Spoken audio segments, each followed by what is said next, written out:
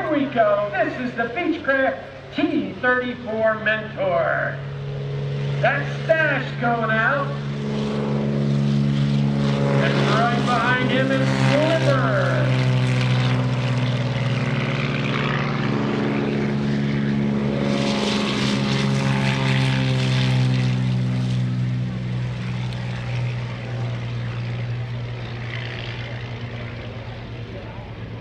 Now this is a single-engine military trainer aircraft based on the Beech Model 35 Bonanza, of which you've probably seen a lot of. It's a very popular airplane for those who are serious about going cross-country, but yet don't want to get into any kind of turbine aircraft. Pretty cool. Coming in from the left, ladies and gentlemen, here comes Stash and Sliver. Stash in the blue and white, and Sliver in the yellow and white T-34s.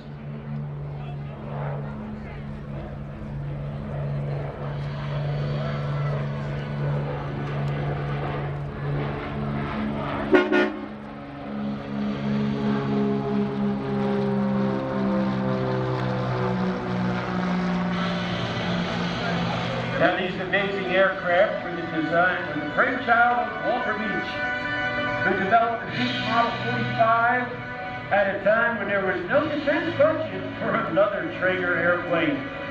They hoped to sell it as an economical alternative to the North American T-6. The difference between it and the other two, Pratt & Whitney turbine power.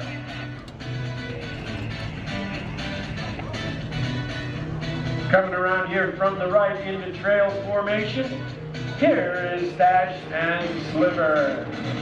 Stash got his handle because of his mustache. He's got a handlebar mustache. Sliver, on the other hand, got it from his last name, Adam Silverstein. They were on a formation mission one day, and somebody misspoke his name. Instead of calling him Silverstein, they called him Sliverstein, and it stuck. This airplane was originally designed for +10 and -4.5 G, so it is aerobatic. Now, Stash and Sliver today are flying in support of our veterans. They fly as volunteers for the Veteran Airlift Command. They've been flying post-9/11 combat wounded for medical or other compassionate needs. To find out more about the Veteran Airlift Command, veteransAirlift.org. Whoa, in a very long trail formation here. There goes Stash, here comes Sliver. Now the pilots are all volunteers. There's over 2,500 pilots and aircraft doing this today. And between all of them, they have flown over 15,000 veterans.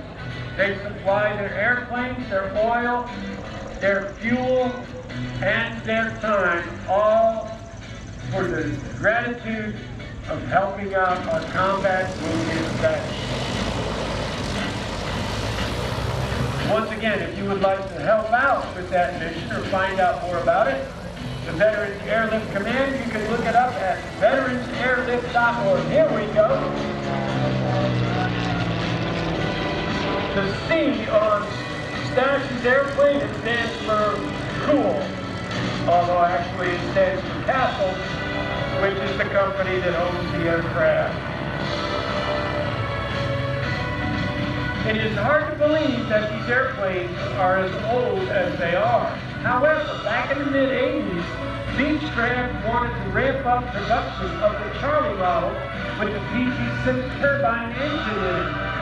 Well, they built a bunch for the military, but also offered them to civilians for a cool $1 million a copy. Can you say, ouch? Needless to say, the military bought a bunch. The civilians bought none of them.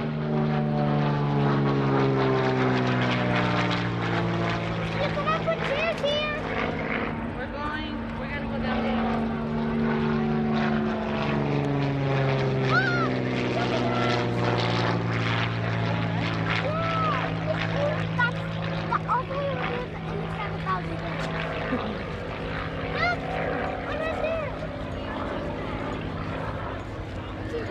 In just a moment, we're going to recover Stash and Sliver.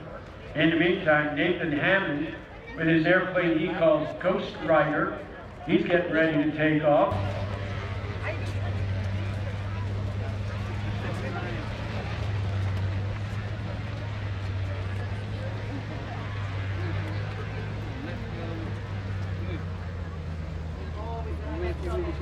All right, everybody, I understand they're going to come overhead. They're going to break off and get into landing formation here in just a minute. Here they are from the right.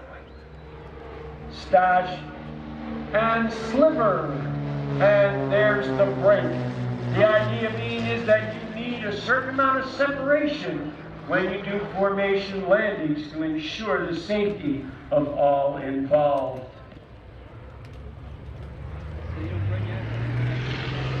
And here's Buck Grossman. He's on the takeoff roll. He's heading for home. He's got a long flight ahead of him. Safe travels there, Buck. We'll see you around the patch.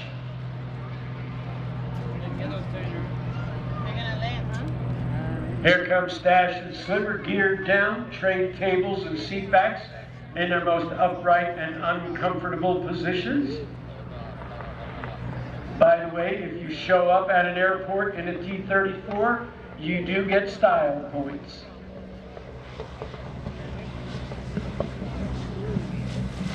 Oh, he's feeling for the runway, squeak.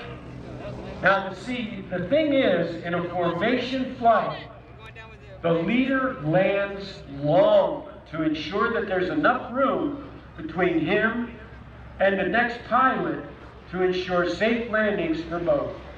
And here's Sliver.